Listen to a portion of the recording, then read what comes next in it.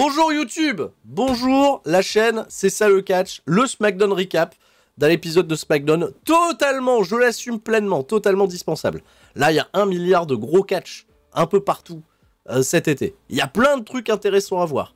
Il y a des combats d'une heure, je sais que ça fait rager, ça dure trop longtemps, mais bref. Il y a TNA ce soir, Slammiversary, ça donne de la force. Il y a le G1 Climax, on l'a gardé ce matin, ça donne de la force. La deuxième journée, c'est demain. Bon, je serai pas en live react demain. Il y a la semaine prochaine, Rick se catch, je le rappelle. Je serai présent du côté de la Bretagne, à Fougères, au bar de l'Arcadia. Demain, il y a également le show de DDT Peter Pan. Avec Mao contre Yuki Ueno, ça va être exceptionnel. Il y a un tournoi Marigold qui se prépare. Il y a le 5-Star Grand Prix au mois d'août de Stardom. La semaine prochaine, il y a une grosse affiche Natsupoi contre Saori Anou pour le titre de la Wonder. Bien, il y a beaucoup de très bons catchs qui se profilent et qui a lieu. Et il y a eu cet épisode de SmackDown qui était « Ah mince alors, qu'est-ce qui se passe ?» C'est mid, hein, un seul être vous manque et un monde s'effondre. Hein, Oh là là, l'absence de Roman Reigns, elle s'est un peu fait ressentir. C'était bizarre cet épisode de SmackDown. Attention, il y a eu un très bon match de catch, on va en parler, mais globalement c'était bizarre. Vous vous souvenez de comment ça s'est terminé l'épisode la semaine dernière? La Bloodline 2.0 est venue terrasser Randy Orton qui ne sera pas là cette semaine. Eh ben on va prendre les mêmes et on recommence. Hein. Désolé de vous spoiler déjà la fin, mais ça sera à peu près exactement la même chose. Cody Rhodes fait son arrivée le premier. Cody Rhodes, il est pas là pour déconner, il vient pas en costard, il vient avec son nouveau t-shirt, les bras à l'air, ça vient faire la bagarre et ça vient surtout prêter un immense respect à celui sans qui il ne serait pas champion aujourd'hui, à savoir Randy Orton. Il va dire, la Bloodline, vous avez fait les cons quand vous m'avez laissé assister à mon Randy Orton qui s'est battu pour sortir de sa grave blessure là pendant plus d'une année, pour le laisser là mourir sur un passage à travers la table sous mes yeux. Voilà. Il est pas content. Quoi qu'il en soit, Cody Rhodes, il est pas content. Il veut que ça se règle et donc il call out, comme la semaine dernière. Il call out la Bloodline. Venez. Surtout qu'avec Solo Sikoa, on s'affronte dans le main event de SummerSlam. Mais ça va pas se passer comme ça. Là. Qui arrive, c'est pas la Bloodline. C'est les anciens champions par équipe. Austin Theory et Grayson Waller. Cody Rhodes, il est pantois. Il fait, bah putain, on les attendait pas. Mais ils étaient pas occupés à se foutre sur la gueule, les deux, là. Il n'y avait pas une histoire d'embrouille à mettre en place entre Grayson Waller et Austin Theory. Non. Non. Ils arrivent, bien copains, main dans la main. Et Austin Theory, en réalité, il est pas content parce que la semaine dernière, à cause des conneries de Cody Rhodes, là, Jacob Fatu, qui est venu l'attaquer, il avait rien demandé. Ouais, ta faute, là, Jacob Fatu, il m'attaque, qu'est-ce qui se passe? C'est de ta faute. On vient régler ça. On avait perdu nos matchs par équipe, certes, mais il y a quand même un gars qui vient de nous attaquer. Dommage collatéral. T'es le responsable Cody Rhodes. Cody Rhodes, il a pas le temps de s'expliquer. Cody Rhodes, il est là pour la bagarre. Il vient mettre des taquets. Il vient, mais qu'est-ce que vous faites là? Mais vous étiez pas censé vous embrouiller. Bah, bagarre. Mais Cody Rhodes, alors lui, il veut prendre la Bloodline en 4v1, mais déjà, un 2v1 contre Austin Theory et Grayson Waller, il galère. Hein. Il se fait avoir. Hein. Pas bon, hein, Cody Rhodes, il est obligé d'aller chercher du backup à l'extérieur du ring, il récupère ses esprits. Et là, j'ai oublié il y a un boxeur. Ils ont fait la promotion de son match de boxe, là, bientôt, je sais pas quoi. Il était au premier rang. Il est venu rapporter une chaise à Cody Rhodes. Cody Rhodes, il a dit « Ah, merci, c'est ce dont j'avais besoin. » Hop. Il a pris la chaise, il est venu péter la gueule à tout le monde. « Ouais, je suis Cody Rhodes et j'ai une chaise. Le 2v1, je peux le gérer. » Oh, bien. Est-ce que ça va annoncer quelque chose pour ce soir? Dans le main event, on le découvrira. Puisqu'après ce segment, le boxeur est content. On va retrouver d'abord Carmelo Hayes. Alors Carmelo Hayes, il est avec un mec qui est en train de lui faire ses cheveux. Il fait ses tresses, j'en sais rien. Et ils ont mis, pour ce segment, où Carmelo Hayes, juste en fait, il provoque Andrade. Ils ont fait 3 plans de caméra montés, stylax, etc. pour lui. Genre, on regarde si le petit trait est net, ok, impeccable. Et derrière, ça vient lâcher des vérités en mettant ses lunettes de soleil. Je me suis dit, qu'est-ce qui se passe? On dirait un booking façon Univers Catch et les coupes de cheveux, là, les buzz cuts, dans MyGM. Qu'est-ce qui se passe? Mais c'est pas ça le projet. On présente juste très bien Carmelo Hayes avant d'aller affronter Andrade. Ça me va. C'est dans un instant. Je suis content. Au moins, il y a du fameux storytelling. Bien. Cody Rhodes, il croise Nick Aldis backstage. C'est peut-être l'endroit où il faut le croiser, Nick Aldis, parce qu'il est jamais à son bureau, mais t'as moyen de le croiser comme ça dans le couloir. Cody Rhodes, il réclame un match contre Austin Theory et Grayson Waller. Nick Aldis, il lui dit oui, mais je te laisserai pas faire un 2v1. Bon. Trouve-toi un partenaire. Ah ouais, mais il n'y a plus de partenaire disponible. Randy Orton, il est blessé. Randy Orton, c'est mon seul ami. Il va falloir trouver un autre ami. Mais il a d'autres amis. Mais attendez, mais il doit avoir un autre ami quelque part. Il nous fait des blagues. Donc ce soir dans le main event, s'il se trouve un partenaire, Cody Rhodes, il affronte A-Town. Qu'est-ce qui se passe? Carmelo Hayes, il est là. Il a fait son arrivée au ring, il affronte le champion Speed. Il le présente champion Speed, mais il vient pas avec sa ceinture. Ce bon vieux Andrade. Alors Andrade, pour information, mercredi prochain, il défend son championnat Speed contre Baron Corbin. Parce que Ilya Dragunov et Carmelo Hayes, ils ont fait un match nul au temps limite de 3 minutes.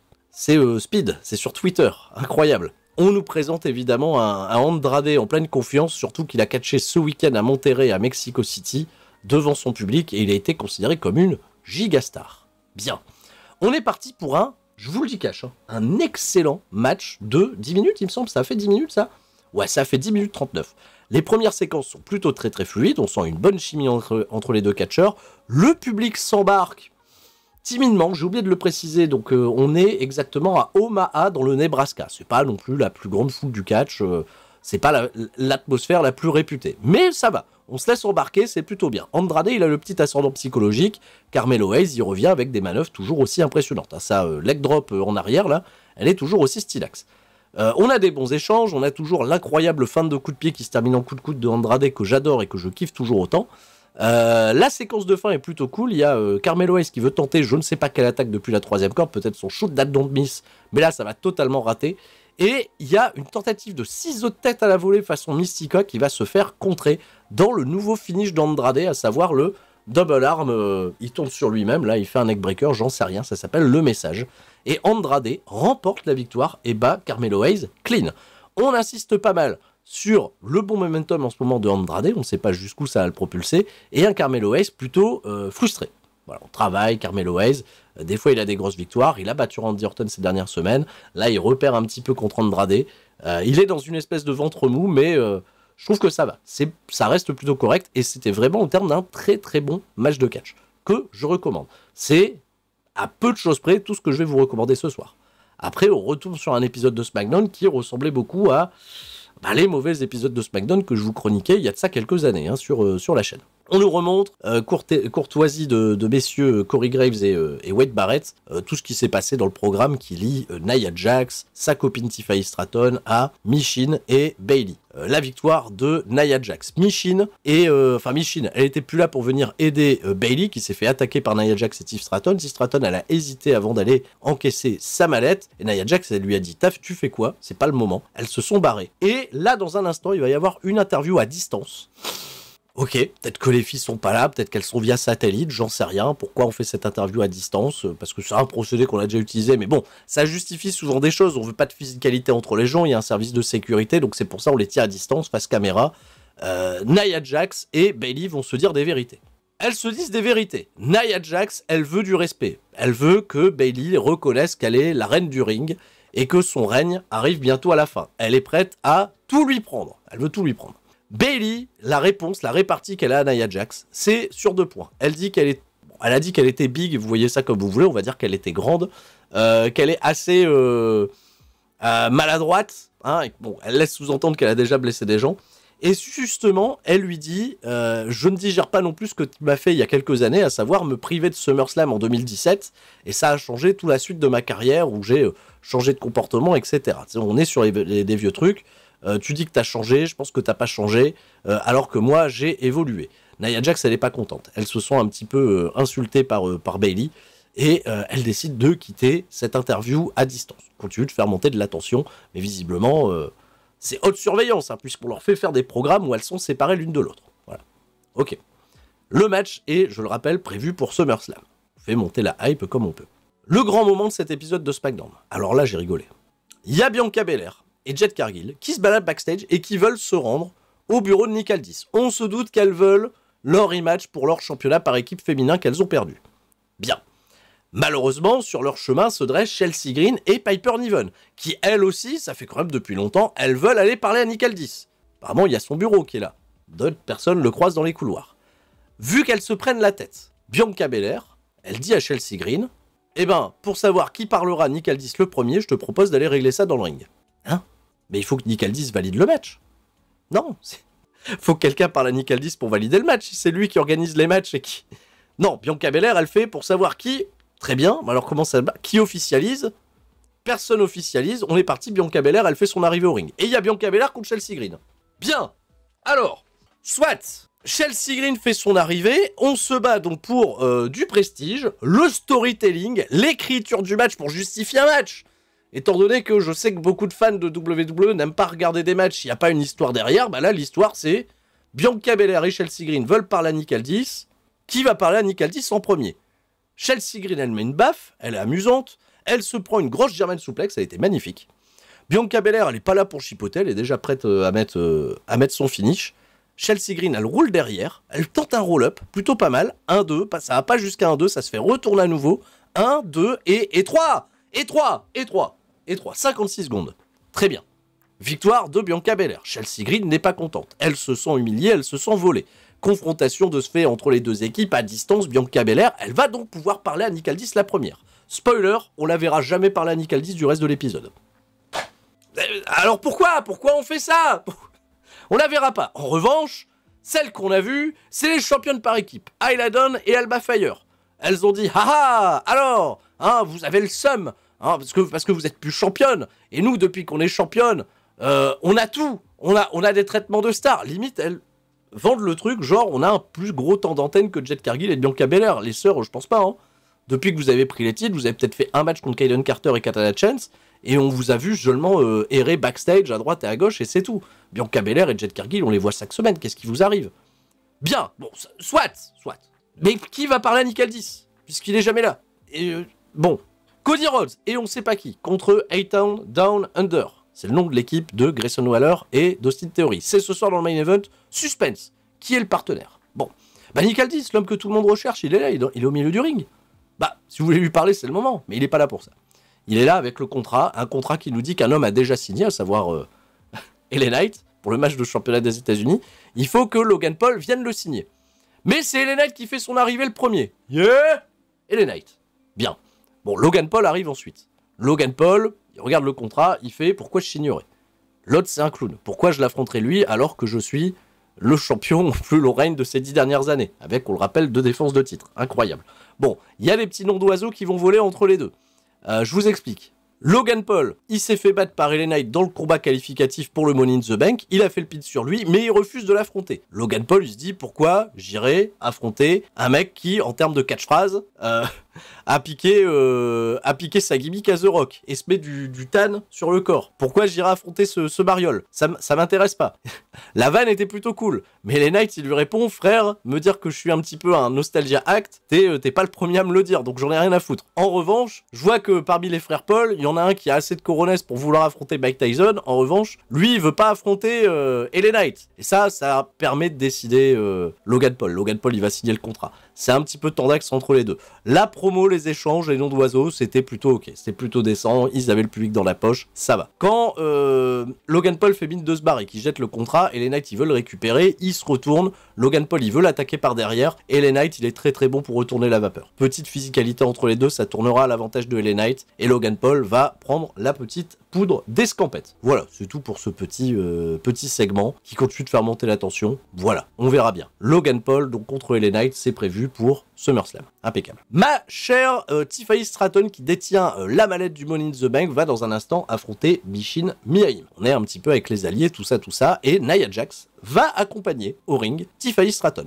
Alors, pas tout de suite le match, parce que vous le savez, c'est la WWE. Avant de partir au match, on a LA Knight qui se balade backstage. Peut-être qu'il va recroiser Nick Aldis, vu que c'est un autre endroit où on peut le trouver. Pas du tout. Il va tomber sur Santos Escobar. Et Santos Escobar, je sais pas ce qu'il veut, je sais pas qui lui a demandé l'heure. Je pensais qu'il était dans un programme avec Baron Corbin, mais en fait non, il lâche pas l'affaire. Il vient encore faire de la provoque à LA Knight pour l'affronter à nouveau, parce que lui, il a pas pris le pin dans le combat de Triple Threat. Mais bon, il a pas perdu déjà 1 milliard de fois contre LA Knight. Et ben il a réussi à se propositionner, Santos Escobar, et la semaine prochaine, il y aura Santos contre LA Knight pour patienter. Pour info, l'épisode de la semaine prochaine, il a déjà été enregistré. Les spoils sont malheureusement trouvables en ligne déjà. Je sais même pas pour quelle raison l'épisode de la semaine prochaine a été enregistré. Peut-être qu'il donne des petites vacances aux personnes, c'est pas plus mal. Alors, dans le ring, donc Nia Jax, elle a accompagné Tiffany Stratton. Je pensais qu'elle était pas à l'arène, étant donné qu'elle fait des interviews à distance. Donc Bayley, je pense qu'elle doit être bannie ringside. Les deux femmes ne doivent peut-être pas s'affronter. Hein. Ah oui, ils sont en tournée au Japon, c'est vrai. Ils sont au Japon, WWE, donc c'est pas des vacances. La tournée au Japon, merci à tous. Merci de me rappeler ça.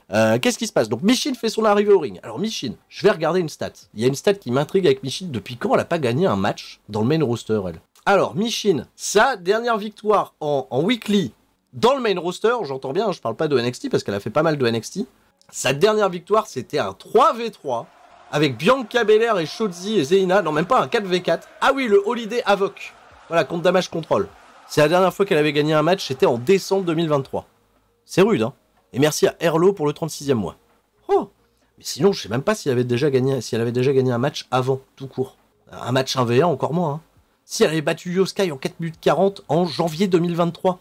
Oh, ça date. Oh, la pauvre. Voilà, pas grand-chose. Si elle a battu Tamina, mais à Main Event. Oh là là. Bon, c'est dur. Mais Michin, elle est là. Bien. Michin contre Tiffany Stratton. Il y a des petits segments à l'extérieur du ring avec Nia Jax. De temps en temps, on va se cacher derrière Nia Jax. Ok, on lui met un peu la pression. Michin, attention. Hein.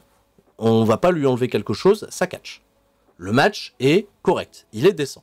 Mais je m'attends à voir un match de catch où Bayley vient pas faire un coucou. Et Bayley, en fait, elle vient. Il n'y a pas de service de sécurité. Je pensais qu'il fallait tenir Bayley et Nia Jax à distance. Donc comme Bayley se pointe, Nia Jax, elle va prendre la poudre d'escampette. Et surtout, Bayley, elle va prendre la mallette du Money in the Bank. Et elle va défoncer la mallette. Elle va prendre la mallette, elle va l'ouvrir en deux. Là, elle a sorti le contrat. Elle a pris la mallette, elle l'a pété. Pète la mallette de Tiffany Stratton. De ce fait, ça détourne l'attention de Tiffany Stratton. Et elle se fait roll-up zone. Elle se prend une roll-up zone. Le match a duré, hop. Ça a duré 7 minutes 56, avec la petite coupure publicitaire au milieu qui va bien. Victoire de Michin qui gagne enfin un combat depuis belle lurette. Célébration avec Bayley qui s'est trouvé une partenaire. Vous vous doutez bien que la semaine prochaine on fera un match au tag.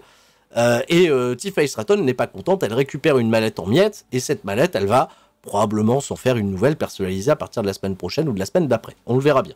On attend tous à la fameuse mallette personnalisée de Tiffany Stratton, la mallette rose. Ça serait pas du luxe. Pourquoi pas? Mais le contrat, non, elle l'a pas déchiré, Bayley. Bon, de toute façon, elle peut faire un double. Hein. Je crois qu'il y a un format PDF, on peut le réimprimer. Hein. Ça sert à rien de le déchirer, le contrat. La Bloodline. Ils ont une segment vignette backstage, comme ils avaient fait déjà il y a quelques semaines. C'est filmé, t'as les mecs qui sont en porte-flingue derrière, Jacob Fatou qui est dévoué comme Jaja qui est dans la lumière, Solo Sikoa qui s'adresse au pub, je suis le chef tribal, bienvenue sur l'île de la Rebel MC, etc., etc. Il ne doit pas être content, encore une fois, Roman Reigns, de regarder ça à la maison. En fait, il lance un avertissement. Il dit « Quiconque accepterait de faire équipe avec Cody Rhodes, ce serait manquer de respect à la Bloodline. Et nous n'accepterons pas ça. Il est temps de nous reconnaître, patati patata. » Bon, il fait des intimidations. Mais le segment, c'est joli. C'est plutôt beau. C'est bien fait, c'est pas mal. Cody Rhodes et on ne sait pas qui toujours hein, contre Austin Theory et Grayson Waller ce soir dans le main event. On nous annonce que pour la semaine prochaine, dans cet épisode qui a été enregistré donc, il y aura un gauntlet match pour déterminer l'aspirant numéro 1 au championnat par équipe actuellement détenu par DIY, qui ne sont pas présents ce soir avec, bon là comme vous voyez dans les gens affichés, il y a beaucoup de gens qui ne sont pas présents ce soir non plus. Les Street Profits, Apollo Crews et Baron Corbin dans mes veines, la Bloodline composée de Tama Tonga et de Tangaloa, les Gados d'El Fantasma, je suis très heureux de revoir enfin en action les Pretty Deadly, j'espère que ça durera pour eux un peu plus de 2 minutes, et The aussi, Luke Gallows et Karl Anderson, quand ils sont pas NXT, ils sont là. La semaine prochaine, ça vous le saviez, LA Knight, contre Santos Escobar, et Bayley et Michin, je l'ai dit aussi tout à l'heure, contre Nia Jax et Tiffany Stratton. On est parti le main event. Ah, on est encore dans le couloir, bah ça se trouve, Cody Rhodes, il va faire équipe avec Nick Aldis, vu que Nick Aldis, il traîne dans le couloir. Pas du tout. C'est Kevin Owens, on l'avait oublié de la semaine dernière, il était pas là, il devait rester près de sa famille. Il est de retour. Et il vient faire le backup pour Cody Rhodes. Les gens sont contents. Kevin Owens fait son entrée. Ils font la caméra qui suit Kevin Owens, le temps de la gorilla position, etc. Il fait son entrée. Bien. Cody Rhodes le rejoint, on est parti, on a un partenaire. Ça va pas plaire à la Bloodline qui viendra peut-être intervenir dans le combat. Austin Theory et Grayson Waller sont bien copains avant d'aller au match. Le combat va durer en tout et pour tout 11 minutes 43. C'était décent sans être non plus méga excitant. C'est un Kevin Owens un peu en furie, mais c'est derrière lui qui va prendre la hit la plupart du match. Une hit pour aller permettre de faire le gros tag à un Cody Rhodes qui va faire maison nette. Après un très très beau Swanton Bomb. Il en avait fait un juste avant ça, je pense qu'il s'était pris les genoux de Austin Theory ou de Grayson Waller, je sais plus. Gros comeback de Cody Rhodes hein, qui fait le hot tag, qui fait maison nette. Qui va créer des petites biscous entre Grayson Waller et Austin Theory, mais ça va pas très loin. Hein, il va pas y avoir de frappe l'un envers l'autre. On va esquiver ça au dernier moment.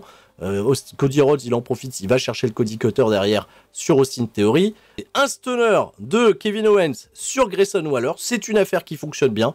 Derrière, Cody Rhodes, il a juste à enchaîner son Crossroads sur Austin Theory, remporter la victoire, clean de chez clean, clean comme un sifflet. victoire des babyface qui en sortent très très fort.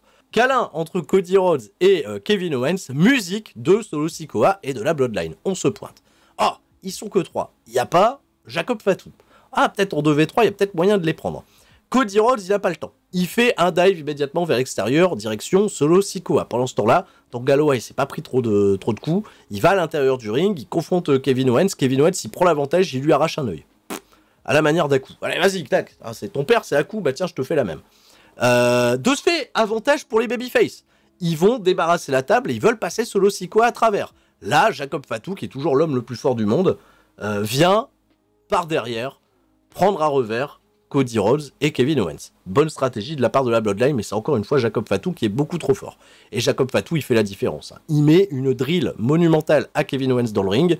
Cody Rhodes, il n'est pas là pour le sauver, il est vraiment pas là du tout, puisqu'il va lui se faire powerbomber à travers la table des commentateurs.